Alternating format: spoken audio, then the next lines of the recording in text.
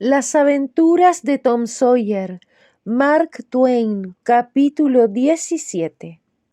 Llegado a la arenosa barra de la isla pocos minutos después, Tom se metía hasta las rodillas en el agua y vadeaba hacia la ribera de Illinois. Nadaba sesgando la corriente, pero ésta le arrastraba más abajo de lo que él esperaba. Sin embargo, al fin alcanzó la costa y se dejó llevar del agua por la orilla hasta que encontró un sitio bajo y salió a tierra. Se metió la mano en el bolsillo. Allí seguía el trozo de corteza y tranquilo sobre este punto se puso en marcha a través de los bosques con la ropa chorreando. Poco antes de las 10 llegó a un lugar despejado frente al pueblo y vio la barca fondeada al abrigo de los árboles y del terraplén que formaba la orilla. Todo estaba tranquilo bajo las estrellas parpadeantes. Bajó gateando por la cuesta, se deslizó al bote que hacía oficio de chinchorro a popa de la barca. Se agazapó bajo las bancadas y allí esperó, recobrando aliento. Poco después sonó la campana cascada y una vez dio la orden de desatracar. Transcurrieron unos momentos y el bote se puso en marcha remolcado, con la proa alzándose sobre los remolinos de la estela que dejaba la barca.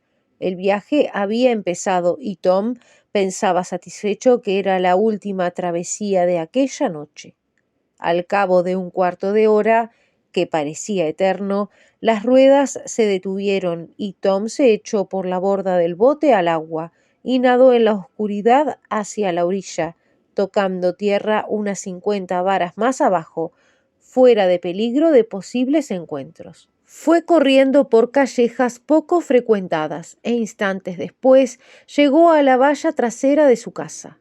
Salvó el obstáculo y trepó hasta la ventana de la salita donde se veía luz. Allí estaban la tía Polly, Sid, Mary y la madre de Joe Harper reunidos. Estaban sentados junto a la cama que se interponía entre el grupo y la puerta. Tom fue a la puerta y empezó a levantar suavemente la valleva. Enseguida empujó un poquito y se produjo un chirrido. Siguió empujando con gran cuidado y temblando cada vez que los goznes chirriaban, hasta que vio que podría entrar de rodillas e introduciendo primero la cabeza, siguió poco a poco con el resto de su persona. ¿Por qué oscila tanto la vela?, dijo tía Polly. Creo que está abierta esa puerta. Por cierto que sí, no acaban de pasar cosas raras. Anda y ciérrala, Sid. Tom desapareció bajo la cama en el momento preciso. Descansó un instante respirando a sus anchas y después se arrastró hasta casi tocar los pies de su tía. Pero, como iba diciendo, prosiguió ésta, no era lo que se llama malo, sino enredador y travieso, nada más que tarambana y atolondrado. Sí, señor, no tenía más reflexión que la que pudiera tener un potrillo. Nunca lo hacía con mala idea, y no había otro de mejor corazón. Y empezó a llorar ruidosamente. Pues lo mismo le pasaba a mi Joe, siempre dando trabajo y dispuesto para una trastada, pero era lo menos egoísta y todo lo bondadoso que podía pedirse. Y pensar, Dios mío, que lo castigué por comerse la crema sin acordarme de que yo misma la había tirado porque se había puesto agria. Y también ella se echó a llorar sin consuelo. Yo espero que Tom lo pasara bien donde está, dijo Sid. Pero si hubiera sido algo mejor en algunas cosas. Sid. Tom sintió, aún sin verla, la relampagueante mirada de su tía. Ni una palabra contra Tom, ahora que ya lo hemos perdido. Dios lo protegerá. No tiene usted que preocuparse, señora Harper. No puedo olvidarlo. No puedo resignarme. El Señor da y el Señor quita. Alabado sea el nombre del Señor. Pero es tan atroz, tan atroz. No hace ni una semana que hizo estallar un petardo ante mi propia nariz y le di un bofetón que le tiré al suelo. ¿Cómo iba a figurarme entonces que pronto, ay, si lo volviera a hacer otra vez, me lo comería a besos y le daría las gracias? Sí, ya me hago cargo de su pena, ya sé lo que está usted pasando. Sin ir más lejos, ayer mediodía fue mi Tom y atiborró al gato de Matadolores y creí que el animalito iba a echar la casa al suelo. Y, Dios me perdone, le di un dedalazo al pobrecito, que ya está en otro mundo, pero ya está descansando ahora de sus sufrimientos, y sus últimas palabras fueron de reproche. Pero aquel recuerdo era superior a sus fuerzas, y la anciana ya no pudo contenerse. El propio Tom ya estaba haciendo pucheros, más compadecido de sí mismo que de ningún otro. Oía llorar a Mary y balbucear de cuando en cuando una palabra bondadosa en su defensa. Empezó a tener una más alta idea de sí mismo del que había tenido hasta entonces. Pero con todo estaba tan enternecido por el dolor de su tía que ansiaba salir de su escondrijo y colmarla de alegría. Y lo fantástico y teatral de la escena tenía además para él irresistible atracción, pero se contuvo y no se movió. Siguió escuchando y dedujo de unas cosas y otras que al principio se creyó que los muchachos se habían ahogado bañándose. Después se había echado de menos la balsa. Más tarde, unos chicos dijeron que los desaparecidos habían prometido que en el pueblo se iba a oír algo gordo muy pronto. Los conversadores del pueblo ataron cabos y decidieron que los chicos se habían ido en la balsa y aparecerían enseguida en el pueblo inmediato, río abajo, pero a eso de mediodía hallaron la balsa varada en la orilla, del lado de Missouri, y entonces se perdió toda esperanza. Tenían que haberse ahogado, pues de no ser así, el hambre los hubiera obligado a regresar a sus casas al oscurecer. Se creía que la búsqueda de los cadáveres no había dado fruto porque los chicos debieron de ahogarse en medio de la corriente, puesto que de otra suerte, y siendo los muchachos buenos nadadores, hubieran ganado la orilla. Era la noche del miércoles. Si los cadáveres no aparecían para el domingo, no quedaba esperanza alguna, y los funerales se celebrarían aquella mañana. Tom sintió un escalofrío. La señora Harper dio, sollozando, las buenas noches e hizo ademán de irse. Por un mutuo impulso, las dos afligidas mujeres se echaron una en brazos de la otra, hicieron un largo llanto consolador y al fin se separaron. Tía Polly se enterneció más de lo que hubiera querido al dar las buenas noches a Sid y a Mary. Sid gimoteó un poco y Mary se marchó llorando a gritos. La anciana se arrodilló y rezó por Tom con tal emoción y fervor y tan intenso amor en sus palabras y en su cascada y temblorosa voz, que ya estaba él bañado en lágrimas antes de que ella hubiera acabado.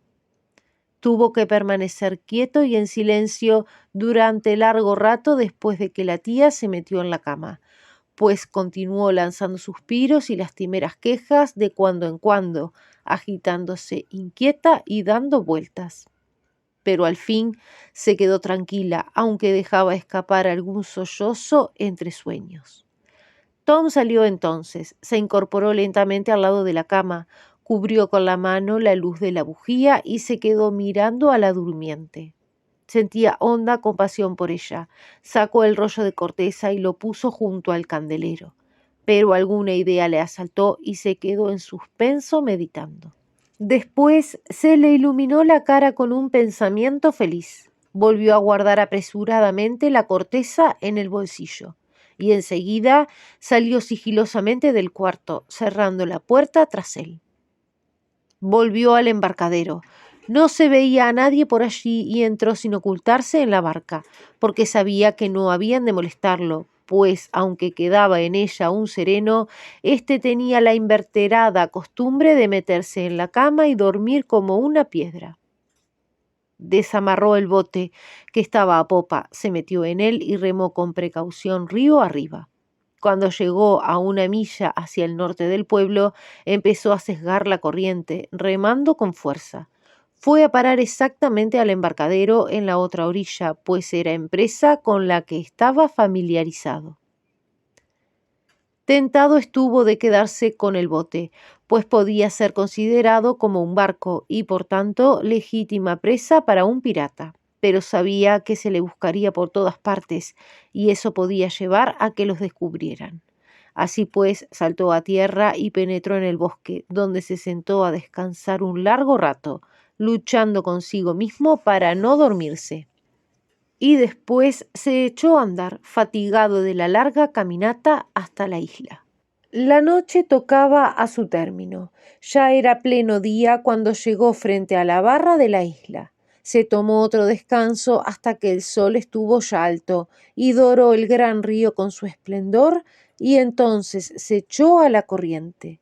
Un poco después se detenía, chorreando a un paso del campamento, y oyó decir a Joe: «No, Tom cumple su palabra y volverá a Jack. Sabe que sería un deshonor para un pirata, y Tom es demasiado orgulloso para eso. Algo trae entre manos.